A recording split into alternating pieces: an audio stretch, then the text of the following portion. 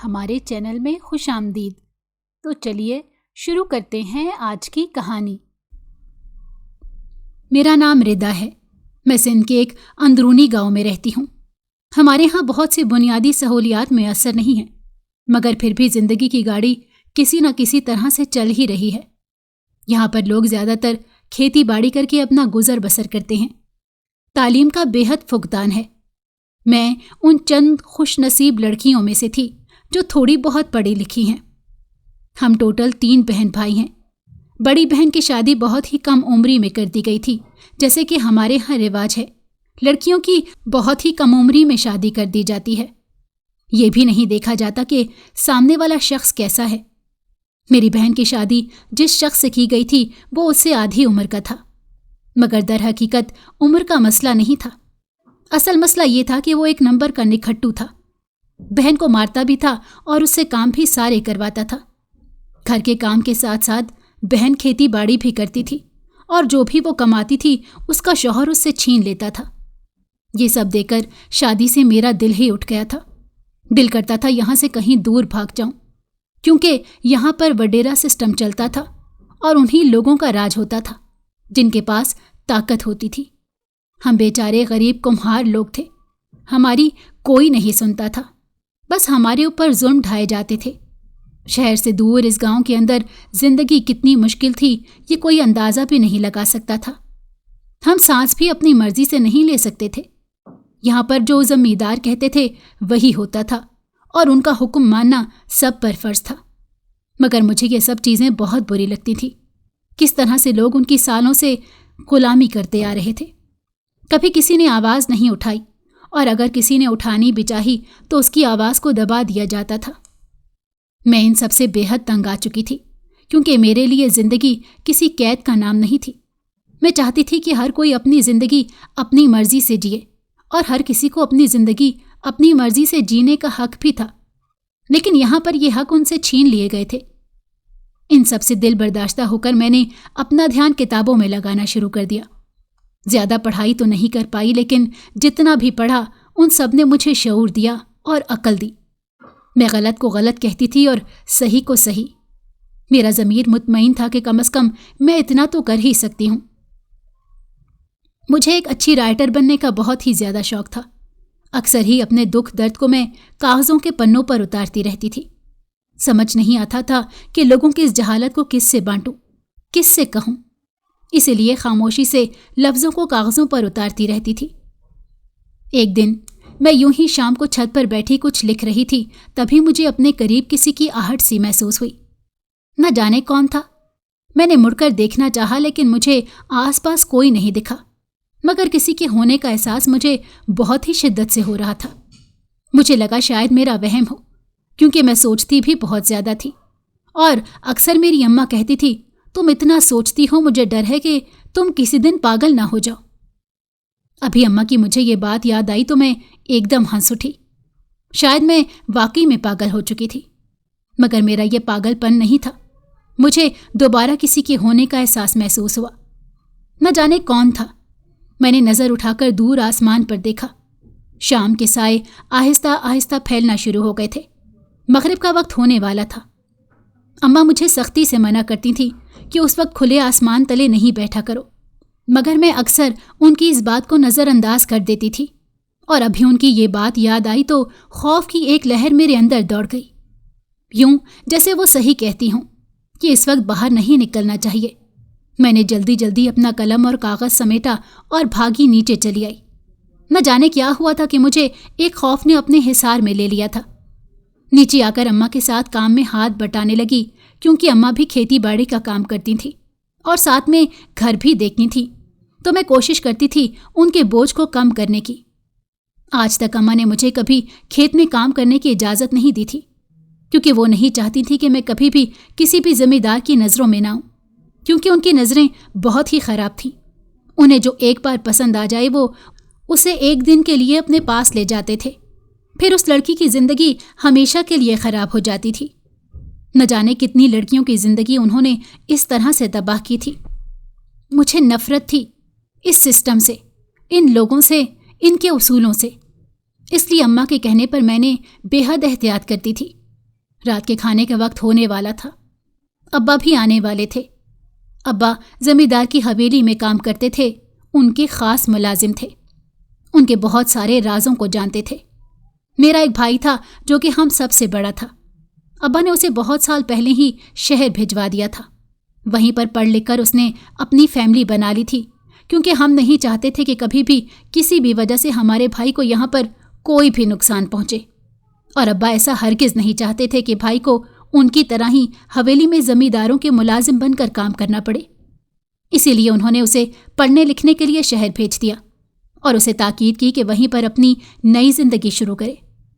میری بڑی بہن کی تو شادی ہو چکی تھی اور اب گھر میں صرف میں ہی بچی تھی۔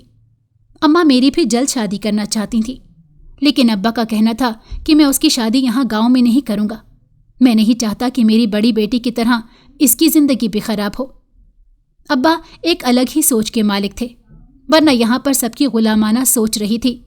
میں ابا کی سوچ سے اتفاق کرتی تھی۔ رات کا کھانا کھا کر ہم سب سو گئے۔ تبھی نیند میں مجھے ایسے محسوس ہوا جیسے میرے کمرے میں کوئی موجود ہے، جیسے کسی کے چلنے کی آواز آ رہی تھی۔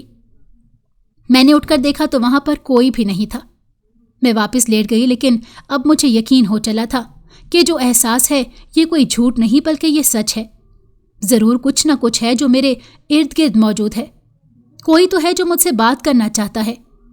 وہ پوری رات میں سوچوں میں گم رہی تھی۔ صبح اٹھی تو میں نے اماں سے اس بات کا ذکر کیا۔ اماں نے کہا، میں تجھے منع کرتی تھی نا کہ شام کے وقت ایسے باہر مت رہا کر، پھر تو چھت پر جا کر بیٹھ جاتی ہے۔ میں نے کہا، اماں اس بات کا کیا تعلق ہے؟ اماں نے کہا، شام کے وقت کھلے آسمان تلے نہیں بیٹھنا چاہیے، یہ وہ وقت ہوتا ہے جب جنات باہر آتے ہیں اور وہ کسی پر بھی حاوی ہو سکتے ہیں، اس لیے احتیاط کیا کرو۔ میں نے کہا، ٹھیک ہے اماں، اور پھر گھر کے کاموں میں لگ گئی۔ دوپہر کے وقت جب میں لکھنے کے لیے بیٹھی تو میں نے محسوس کیا کہ دوبارہ سے کوئی میرے پاس آ کر بیٹھ گیا ہے۔ میرے سامنے والی کرسی خالی تھی، لیکن اب یوں لگ رہا تھا جیسے اس پر کوئی آ کر بیٹھا ہوا ہے۔ میں چپ چاپ اپنے کام میں مصروف رہی۔ اسی وقت میرے ہاتھ سے میرے کاغذ نیچے گرے۔ میں انہیں اٹھانے کے لیے جھکنے ہی لگی تھی کہ کسی نے اٹھا کر انہیں میرے ہاتھوں میں تھما دیا۔ میں نے خوفزدہ ہو کر اپنے سامنے دیکھا تو مجھے ایک وجود بیٹھا دکھا۔ میرے حلق سے ایک زوردار چیخ نکلی۔ میری چیخ سن کر اماں بھاگی بھاگی آئیں اور بولیں، بیٹا کیا ہوا ہے؟ ایسے کیوں چیخ رہی ہو؟ میں نے کہا، اماں ابھی یہاں پر کوئی موجود تھا۔ کوئی تھا؟ اماں نے کہا، پھر تم وہی باتیں کر رہی ہو، اب سے تم یوں اوپر نہیں بیٹھا کرو گی۔ میں اماں کے کہنے پر اماں کے ساتھ نیچے چلی آئی، لیکن کسی کے ہونے کا احساس میرے دماغ سے چپک کر رہ گیا تھا۔ اب مجھے ہر وقت یہی دھڑکا لگا رہتا تھا کہ کوئی نہ کوئی میرے آس پاس موجود ہے، مگر اس نے کبھی مجھے نقصان پہنچانے کی کوشش نہیں کی تھی۔ اگلی شام میں پھر لکھنے بیٹھی تو پھر سے وہ وجود میرے پاس آ کر بیٹھ گیا۔ میں نے اسے دیکھا اور پوچھا کہ تم کون ہو؟ اس نے کہا کہ میں ایک جن زادی ہوں، میرا نام حنیفہ ہے اور میں تمہاری دوست بننا چاہتی ہوں۔ میں نے کہا، لیکن تم ایک انسان سے دوستی کیوں کرنا چاہتی ہو؟ تم کسی جن زادی سے کیوں نہیں دوستی کر لیتی؟ اس نے کہا کہ میرا کوئی بہن بھائی نہیں ہے، میں اکیلی ہوں، میں یہاں انسانوں کی بستی میں کہیں کھو گئی ہوں۔ میں چاہتی ہوں کہ میں تم سے دوستی کروں۔ مجھے یہاں پر صرف تم ہی ایک ایسی دکھی ہو جو بالکل ہی الگ ہے اور جو باشعور بھی ہے، اس لیے میں نے چاہا کہ میں تم سے دوستی کروں۔ کیا تم مجھ سے دوستی کرنا پسند کرو گی؟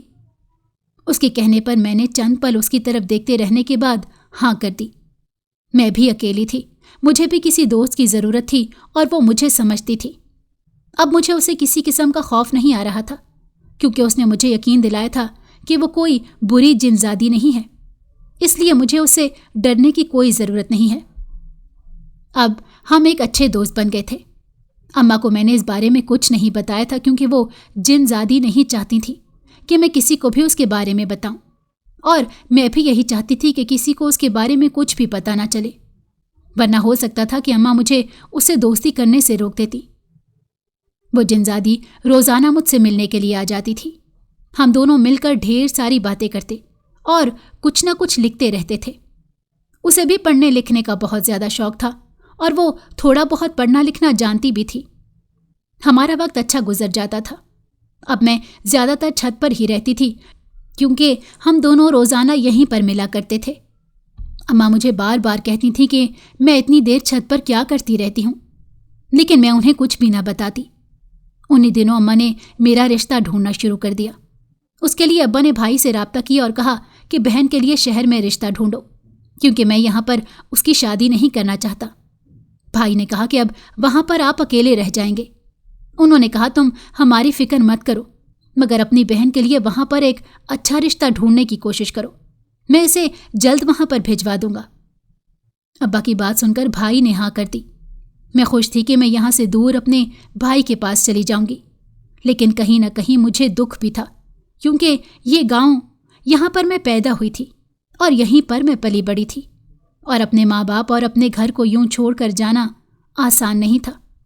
लेकिन एक ना एक दिन हर लड़की को रुखसत होना ही पड़ता है, और मेरी जिंदगी में भी वो दिन जल्द आने वाला था। लेकिन मैं नहीं जानती थी कि साथ में बहुत सी तबाहियां भी लेकर आएगा। हनीफा अक्सर औकात मेरे पास आ जाती थी। मैंने उसे बताया कि मेरे अब्बा मेरी शादी करना चाहते हैं और जल्द ही मैं यहाँ से चली जाऊंगी। मेरी बात सुनकर वो अफसरदा हो गई और बोली, इतनी भी जल्दी क्या है? मैंने कहा, लेकिन तुम तो जिनज़ादी हो ना, तुम मुझे वहाँ मिलने आ सकोगी। उसने कहा, हाँ ये भी ठीक है, लेकिन हम जिनज़ादियों के भी कुछ असूल होते हैं। हम बार बार एक जगह नहीं जा सकते, और वैसे भी मेरा मस्कन तो यही है, मैं यहीं पर रहती हूँ। शहर आना शायद मेरे लिए थोड़ा मुश्किल साबित हो जाए। मैंने कहा, कोई बात नहीं, जब मैं यहाँ पर आया करूँगी तो हम मिल लिया करेंगे। उसने कहा, ठीक है, मगर फिर मैंने महसूस किया कि वो थोड़ी चुप चुप सी हो गई है। मैंने उसे पूछना था, लेकिन फिर ये सोचकर चुप रह गई कि कहीं उसे बुरा न लग जाए, क्योंकि मैंने सुना था कि जिनज़ादों को कभी भी कुछ भी बुरा लग सकता है, और वो मेरी बहुत अच्छी दोस्त थी और मैं उसे खोना नहीं चाहती थी। तभी मैं खामोश रही। मैं अब तक नहीं जानती थी कि वो कहाँ से आई है और क्या करती है और वो कहाँ जाती है। मुझे कुछ इल्म नहीं था। मैं इससे ज़्यादा सवाल नहीं करती थी, क्योंकि उसने मुझे शुरू में ही कह दिया था कि वो अपने बारे में जब मुनासिब समझेगी सब बता देगी। मेरे लिए इतना ही काफ़ी था कि वो मेरी एक अच्छी दोस्त थी, मुझे सुनती थी और समझती थी। कुछ दिन बाद भाई ने बताया कि उन्होंने एक रिश्ता देखा है। अब्बा और अम्मा बड़े खुश हुए और मुझे साथ लिए शहर चले गए। बहन को भी उन्होंने बता दिया था, लेकिन बहन की मजबूरी थी कि वो अपना घर बार छोड़कर हमारे साथ नहीं आ सकती थी। वैसे भी उसके शौहर को बिल्कुल पसंद नहीं था कि हम उससे किसी भी तरह का कोई राब्ता रखें। मुझे अक्सर उनकी ज़िंदगी पर अफसोस होता था। अब जब भाई ने मेरे लिए रिश्ता ढूंढा तो मुझे डर था कि कहीं वो लोग भी ऐसे ना हों, मगर सबने यकीन दिलाया था कि ऐसा कुछ नहीं होगा। सबकी बातों को सुनकर मैंने खुद को तसल्ली दी कि मेरी ज़िंदगी मेरी बहन की तरह रोते रोते नहीं गुजरेगी। हम लोग शहर आ गए। मैं पहली बार शहर आई थी। मेरा भाई यहाँ पर एक किराए के घर पर रहता था। उसका अच्छा गुजर बसर हो रहा था। यहाँ की ज़िंदगी गाँव की ज़िंदगी से काफ़ी मुख्तलिफ थी। हर तरफ गाड़ियों का शोर शराबा था और बड़ी बड़ी इमारतें बनी हुई थी। मुझे शहर काफ़ी दिलचस्प लगा। हम यहाँ पर सिर्फ एक दिन के लिए रुकने वाले थे। भाई ने बताया कि शाम को वो लोग रिश्ता देखने के लिए आएंगे और फिर अगली सुबह हम लोगों ने यहाँ से निकल जाना था, क्योंकि अब्बा को काम पर जाना था और वो काम से नागा नहीं कर सकते थे, वरना ज़मींदार गुस्से में उन्हें कोई भी सज़ा दे सकते थे। उनका वहाँ पर होना बहुत ही ज़रूरी था। शाम के वक्त भाभी ने मुझे कुछ कपड़े दिए और तैयार होने को कहा। मैं जल्दी से तैयार हो गई। मेहमान आए और मुझे देखकर चले गए। अगली सुबह हम लोग वापस आ गए। मुझे इस दौरान हनीफा की बहुत ज़्यादा कमी महसूस हुई। मैं चाहती थी कि वो मेरे साथ रहे, लेकिन उसने मुझे पहले ही बता दिया था कि वो शहर नहीं आ सकती। मैं नहीं जानती थी कि एक जिनज़ादी को शहर आने में क्या मसला है, लेकिन उसने कहा कि वो यहाँ नहीं आ पाएगी। मैं सुनकर उदास तो हो गई थी, लेकिन मजबूरी थी, क्या करती। जब मैं वापस गई तो देखा घर पूरा साफ सुथरा था, उसका नक्शा ही बदला हुआ था।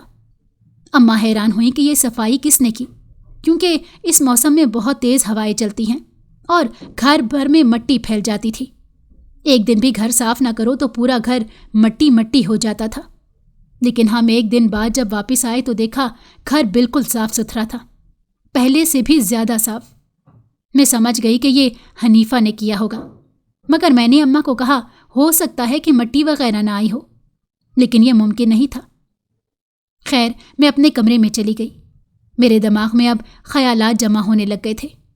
وہ لوگ جو مجھے دیکھنے کے لیے آئے تھے، نہ جانے ان کا کیا رد عمل ہوگا۔ کیا وہ مجھے پسند کریں گے یا ٹھکرا دیں گے؟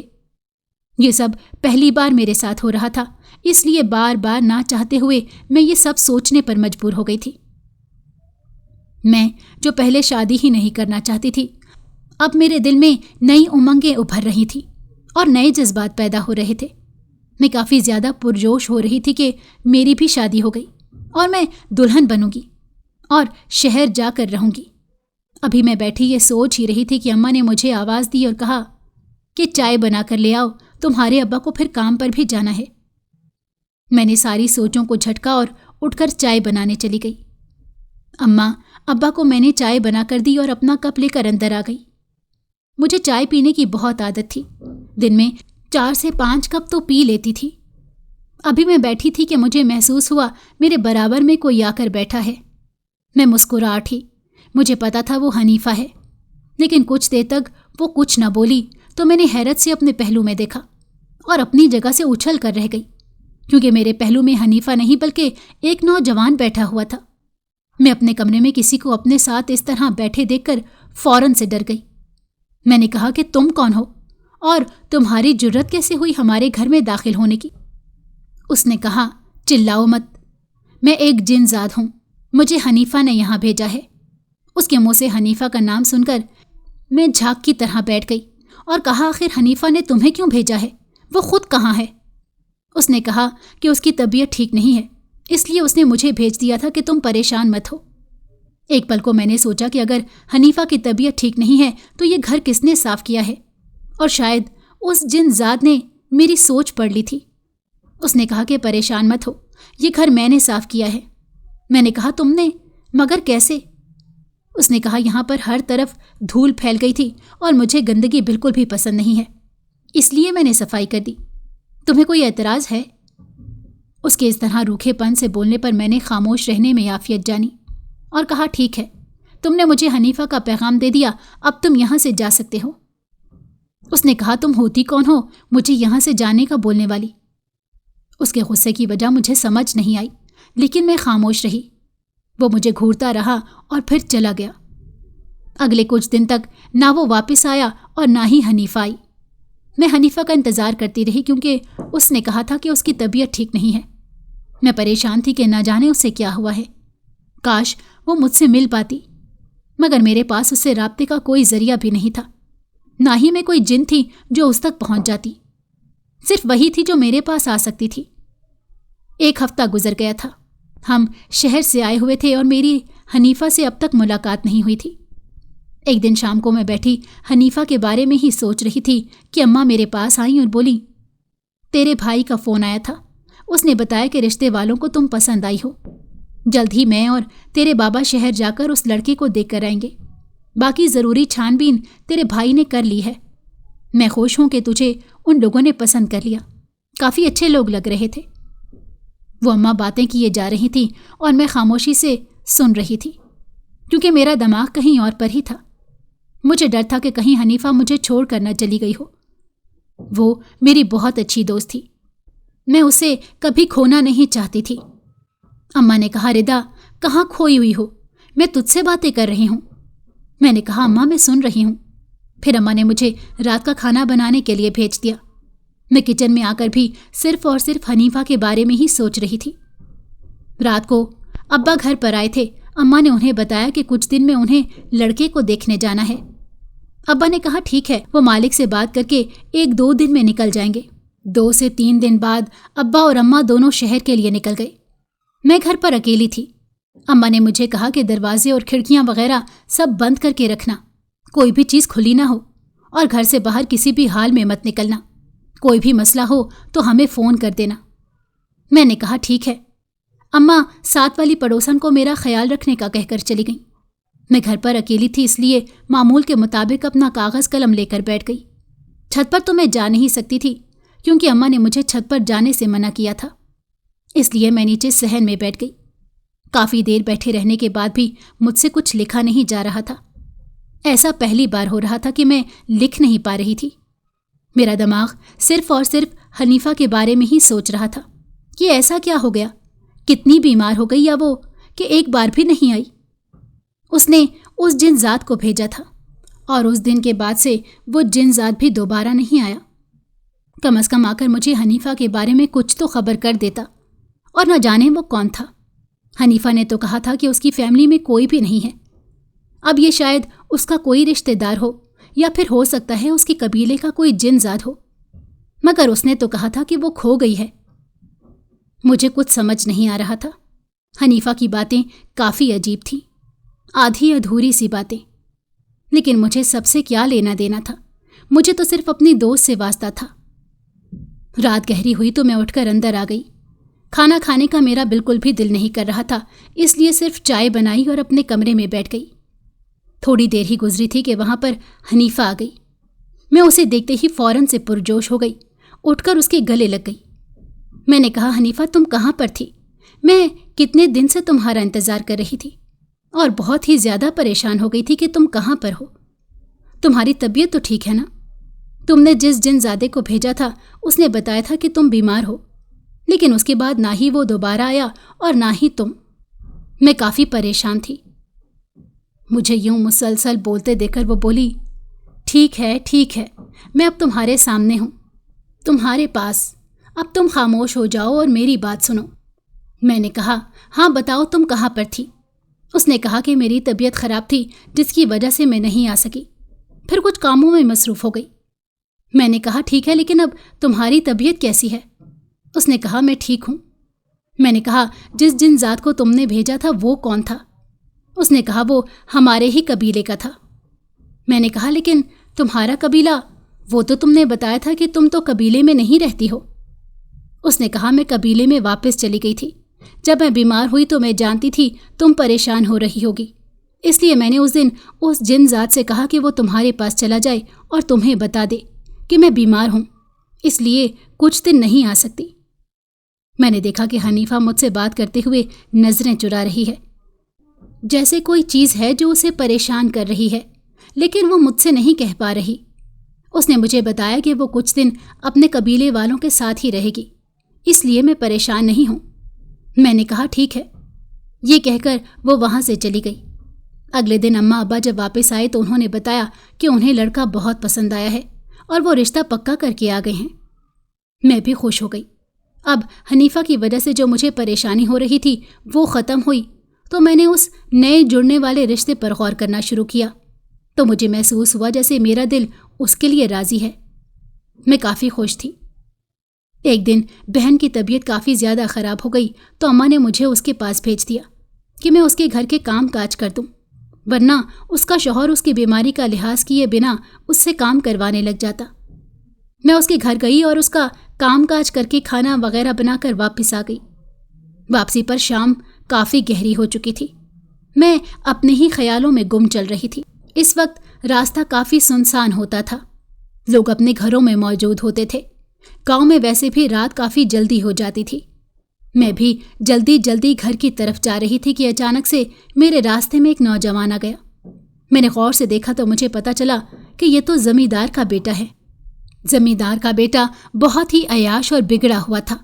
اس کے بارے میں گاؤں میں بہت سی باتیں مشہور تھیں، نہ جانے کتنی لڑکیوں کو وہ اپنی ہوس کا نشانہ بنا چکا تھا۔ میں نے اسے اپنے راستے میں دیکھا تو جلدی سے دوسرے راستے سے جانے کی کوشش کی، لیکن وہ بیچ میں آ گیا۔ میں سمجھ گئی وہ جان بوجھ کر اس طرح کر رہا ہے، لیکن میں گاؤں کی کوئی ڈرپوک لڑکی نہیں تھی، میں ایک دلیر لڑکی تھی۔ اسی لیے میں نے ڈٹ کر اس کے سامنے کھڑے رہنے کا فیصلہ کیا اور سخت لہجے میں اس سے کہا، میرا راستہ چھوڑ دو۔ میری اس طرح غصے سے کہنے پر وہ مزید اکڑ کر کھڑا ہو گیا اور بولا، میں نہیں چھوڑوں گا، تم کیا کر لو گی؟ میں نے کہا، تم میرے راستے سے ہٹ جاؤ۔ اس نے میری بات نہیں سنی۔ میں نے اس کے سائڈ سے گزرنے کی کوشش کی، لیکن اس نے ہاتھ پکڑ کر مجھے روک لیا۔ اس کی اتنی جرأت پر میرا خون کھول اٹھا۔ اس سے پہلے کہ میں اسے کچھ کہتی، کسی نے ایک دم زوردار تھپڑ اس کے منہ پر مارا۔ میں حیران رہ گئی، یہ کیسے ہوا؟ وہ اپنے گال پر ہاتھ رکھ کے دیکھ رہا تھا۔ اسے لگا کہ شاید میں نے مارا ہے۔ اسی وقت کسی نے اس کے ناک پر مکہ مارا۔ अब उसे समझ आ गई थी ये मैं नहीं कोई और है, कोई ऐसा वजूद जिसे वो देख नहीं रहा था। मैंने इधर उधर देखा तो मुझे वहां पर हनीफा खड़ी नजर आई। मैं समझ गई उसी ने इसे मारा है, लेकिन वो सिर्फ मुझे नजर आ सकती थी, उस बिगड़े हुए आवारा लड़के को नहीं। मैंने उसका शुक्रिया अदा किया और हम दोनों साथ में चलते हुए। उसने कहा कि तुमने उस वक्त बाहर क्यों आई हो, अगर वो तुम्हारे साथ कुछ कर देता। मैंने कहा मुझे अपनी बहन के पास किसी काम से जाना पड़ गया था इसलिए, वरना मैं इस टाइम बाहर नहीं आती हूँ। उसने कहा ठीक है, अब परेशान मत हो, अब तो वो चला गया है, लेकिन आइंदा तुम एहतियात करना, बाहर निकलने से पहले मुझे बता देना, मैं तुम्हारे पास आ जाऊंगी। मैंने कहा लेकिन मैं तुम्हें किस तरह से बताऊं, मेरा तो तुमसे कोई राब्ता नहीं है। उसने कहा हाँ ये भी ठीक है, लेकिन जब मैं तुम्हारे पास आऊं तो तभी कहीं जाना। मैंने कहा ठीक है, वैसे भी मैं बहुत ही कम बाहर निकलती हूं। सारा रास्ता हम दोनों बातें करती घर पहुंच गई। वो मुझे अलविदा कहकर चली गई। मैं अंदर आई तो देखा अम्मा बीमार थीं। मैंने कहा अम्मा आपको क्या हुआ? उन्होंने कहा बस बुखार हो रहा है और बदन दुख रहा है। मैंने उन्हें दवा दी और जल्दी से घर के काम निपटाने लगी। मैंने अम्मा को इस बदमाश के बारे में कुछ नहीं बताया। मैं नहीं चाहती थी कि वो परेशान हो जाएं, क्योंकि उन्होंने हमेशा मुझे उन लोगों की नज़रों से बचाए रखा था। मैं गैर मामूली हसीन थी और वो नहीं चाहती थी कि मेरे हुस्न पर किसी की भी गलत नज़र पड़े। वो भी सही थी, मैं उनकी बेटी थी और वो मुझे हिफाजत से रखना चाहती थी, क्योंकि यहाँ पर लोगों की नज़र और दिमाग बहुत ही गंदे थे। उस दिन के बाद से मैंने घर से बाहर निकलने में काफ़ी एहतियात करना शुरू कर दी। अम्मा ने मेरी शादी की तैयारियां शुरू कर दी थी और मैंने महसूस किया कि जब से मेरी शादी की तैयारियां शुरू हुई हैं, हनीफा का रवैया मुझसे बहुत ही बदलता गया। वो अक्सर ही खोई खोई रहती थी और मुझसे ठीक से बात भी नहीं कर पाती थी। मैंने उसे बहुत बार पूछा कि मुझसे ऐसी क्या गलती हुई है जो मेरे साथ इस तरह से बात कर रही है। उसने कहा कि नहीं, कोई बात नहीं, बस मैं तुम्हारे जाने से उदास हूं। मगर मुझे नहीं लगता था कि वो सिर्फ मेरे जाने से ही उदास है, शायद कोई और वजह थी, लेकिन वो मुझे बताना नहीं चाह रही थी। मैंने भी ज्यादा सवाल नहीं किए, अपनी शादी की तैयारियों में मसरूफ हो गई। हमने शादी के लिए शहर जाना था, इसलिए अब्बा ने जमींदार से कुछ दिन के लिए छुट्टियां ले लीं। हम सामान वगैरह लेकर शहर चले गए। भाई ने हमारे रहने का इंतज़ाम पहले ही कर लिया था। उनका घर छोटा था मगर उनका दिल बहुत बड़ा था। भाई और भाभी ने हमारा अच्छे से इस्तकबाल किया और हमारा काफ़ी ख्याल रखा। आज मेरा निकाह था। मैं काफ़ी खुश भी थी और उदास भी थी, क्योंकि मुझे गांव छोड़कर यहाँ पर आना पड़ गया था। वो घर जहाँ मैंने पहली बार अपनी आंख खोली थी। पता नहीं अब इस जिंदगी में दोबारा उस घर को देख भी पाऊंगी या नहीं। ये सब सोचें मुझे उदास कर रही थी। मेरी बहन शादी पर नहीं आ सकती थी क्योंकि उसके शौहर ने उसे इजाज़त नहीं दी थी। मुझे काफ़ी दुख होता था उसकी हालत देखकर, मगर वो मेरे लिए खुश थी कि मुझे उसकी तरह की ज़िंदगी नहीं जीनी पड़ेगी। निकाह से कुछ घंटे पहले मेरी हैरत की इंतहा न रही जब हनीफा मुझसे मिलने के लिए आ गई। मैंने कहा तुम यहाँ कैसे? उसने कहा देखो, मैं कैसे भी कोशिश करके यहाँ पर तुम्हारे पास आ गई हूँ। आज तुम्हारा निकाह है और मैं चाहती थी कि मैं तुम्हें कोई तोहफा दूँ। मैंने कहा तुम्हारा आना ही सबसे बड़ा तोहफा है मेरे लिए। उसने मुझे कहा कि मैं ज़्यादा देर नहीं रुकूंगी और फिर अपनी पोटली से एक पत्थर निकाला। वो काफ़ी चमकदार पत्थर था। उस पत्थर को देखकर मैं हैरान हो गई। मैंने हनीफा से पूछा ये क्या है? वो कुछ देर चुप रही और फिर उसने वो पत्थर मुझे दिया और कहा कि तुम अपनी शादी की रात अपने तकिए के नीचे रख लेना। मैंने कहा इस पत्थर का क्या राज है? उसने कहा बस तुम खामोशी से इसे अपने तकिए के नीचे रख लेना, ये मैं जिनों के कबीले से लेकर आई हूँ। मैंने कहा ठीक है, लेकिन इसकी कोई वजह तो बताओ। उसने कहा जब तुम इसे रखोगी तो तुम माला माल हो जाओगी। मैंने कहा देखो हनीफा, मुझे दौलत से कोई गर्ज नहीं है और ना ही मैं कोई ऐसा लालच रखती हूँ। उसने कहा लेकिन दौलत इंसान के लिए ज़रूरी है। मैं उसकी बातों पर हैरान हो रही थी। मुझे तो वो बहुत अच्छी लगी थी। आज तक कभी उसने कोई ऐसा लालच जाहिर नहीं किया था, फिर वो ऐसी बातें क्यों कर रही थी जैसे पैसा ही सब कुछ हो। मैंने हैरत से उसे देखा, लेकिन उसने कहा देखो, हमारी दोस्ती के नाते मेरी ये बात मान लो। उसके मजबूर करने पर मैंने उसकी बात मान ली और उस पत्थर को अपने पास रख लिया। काफ़ी देर तक मैं उसके रवैये के बारे में सोचती रही कि उसने कैसी अजीब बात की थी कि मैं दौलत से माला माल हो जाऊंगी। हालांकि वो अच्छे से जानती थी कि यह सब मेरे लिए कोई मायने नहीं रखता। जितनी ज़िंदगी गुजारने के लिए दौलत होनी चाहिए थी, मैं उसी में मुतमईन हूँ। मुझे मज़ीद की कोई चाह नहीं थी, मगर दोस्ती के नाते मुझे वो पत्थर अपने पास रखना पड़ा। निकाह होने से कुछ देर पहले वो वहाँ से चली गई। मैंने उसको बहुत ज़्यादा कहा भी कि मेरे पास रुक जाओ, लेकिन वो नहीं रुकी। उसने कहा कि उसकी मजबूरी है, उसे जल्द से जल्द वापस अपने कबीले में जाना है। लेकिन मैंने महसूस किया कि जाते जाते उसके चेहरे पर एक मुस्कान थी, जैसे वो काफ़ी खुश है। मुझे नहीं समझ आई कि उसकी खुशी के पीछे असल वजह क्या थी। खैर, कुछ ही देर बाद मेरा निकाह हो गया, जिससे मेरी नई जिंदगी का आगाज़ हो गया। यूं मुझे बहुत ही अलग महसूस हो रहा था। ये मेरी ज़िंदगी का सबसे अहम दिन था। अगले दिन मेरी रुखसती थी। सुबह सुबह मैं उठकर अम्मा के पास आकर बैठ गई। काफ़ी देर उनसे बातें करती रही। न जाने फिर कभी उनको देख पाऊँ या नहीं। वो पूरा दिन मैंने अपने घर वालों के साथ गुजारा। बार बार मुझे रोना आ रहा था, लेकिन ये दिन तो एक न दिन आना ही था। शाम हुई तो भाभी ने मुझे तैयार किया। दुल्हन बनी मैं बिल्कुल ही अलग लग रही थी। हसीन तो मैं पहले ही थी, लेकिन अब बहुत ज़्यादा रूप आया था मेरे ऊपर। अम्मा ने फौरन से मेरी नज़र उतारी। उन्हें डर था कि मुझे किसी की नज़र न लग जाए, इसीलिए वो बार बार दुआएं पढ़कर मुझ पर फूंक रही थी। उनकी मोहब्बत पर मेरा दिल भर आया। मैंने अपने साथ हनीफा का दिया पत्थर भी रख लिया था। वो मेरी दोस्त थी और मैंने उससे वादा किया था। बस उसका मान रखने के लिए मैंने वो पत्थर अपने पास रख लिया। रुखसत होकर मैं दूसरे घर आई। घर इतना बड़ा तो नहीं था, लेकिन रहने के लिए बिल्कुल ठीक था और मैं उसी में खुश थी। और वैसे भी मेरा मानना था कि घर तो वफा और मोहब्बत से बनता है। ये पत्थर की दीवारें तो बस नाम की होती हैं। हनीफा ने मुझसे कहा था कि शादी की रात इस पत्थर को अपने तकिए के नीचे रख लेना। मैं कई घंटे बैठी इस पत्थर को खामोशी से देखती रही थी कि क्या मैं इसको अपने तकिए के नीचे रखूंगी या नहीं रखूं। फिर मैंने एक फैसला किया और उसे अपने तकिए के नीचे रख लिया। मैं नहीं जानती थी कि उसे तकिए के नीचे रखने से मैं वाकई में माला माल हो जाऊंगी या नहीं, लेकिन मेरे दिल में कहीं न कहीं तजस्सुस भी ऊपर रहा था। अगले दिन मैं जब सुबह उठी तो मेरे दिमाग में सबसे पहली बात उस पत्थर को लेकर आई। मैंने फौरन से तकिए को उठाया और नीचे देखा तो बहुत से पैसे पड़े हुए थे। मैं हैरान हो गई, यानी कि हनीफा सच कह रही थी। मेरे शौहर ने मुझसे पूछा कि ये पैसे कहाँ से आए। मेरी शादी के बाद पहला दिन था। पहली सुबह मैं शौहर से क्या कहती।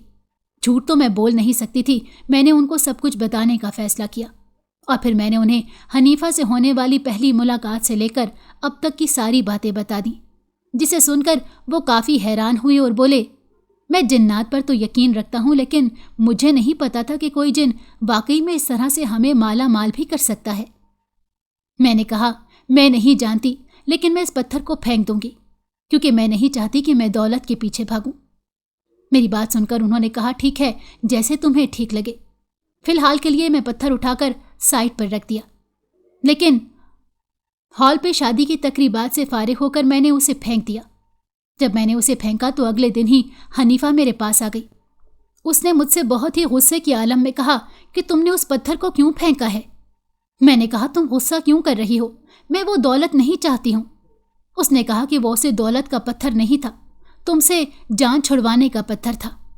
मैंने कहा, क्या बोल रही हो, तुम तो कहती हो तुम मेरी दोस्त से दुश्मन बन गई हो।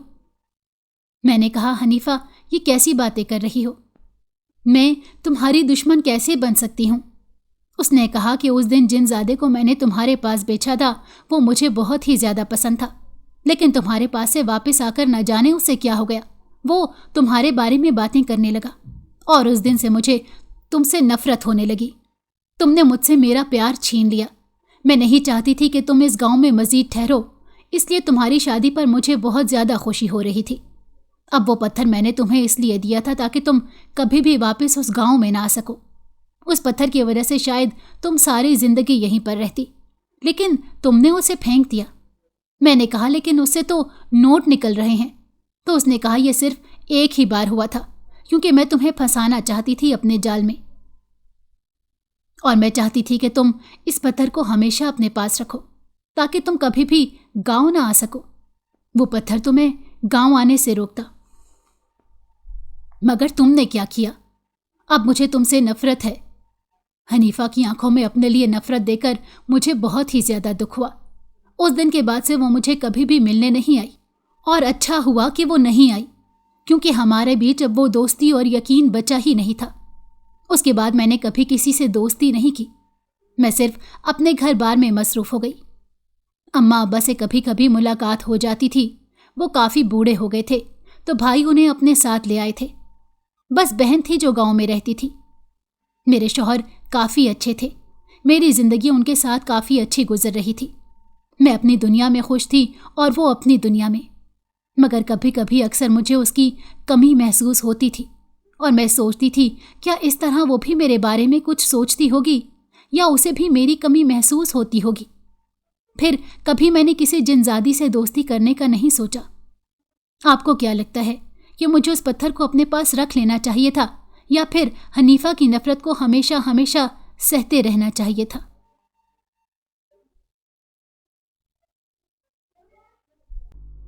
अगर आपको हमारी कहानी पसंद आई हो तो हमारे चैनल को लाइक करें और सब्सक्राइब कर दें। बेल नोटिफिकेशन को भी ऑन कर दें ताकि हमारी आने वाली हर मज़ेदार कहानी आपको वक्त पर मिलती रहे।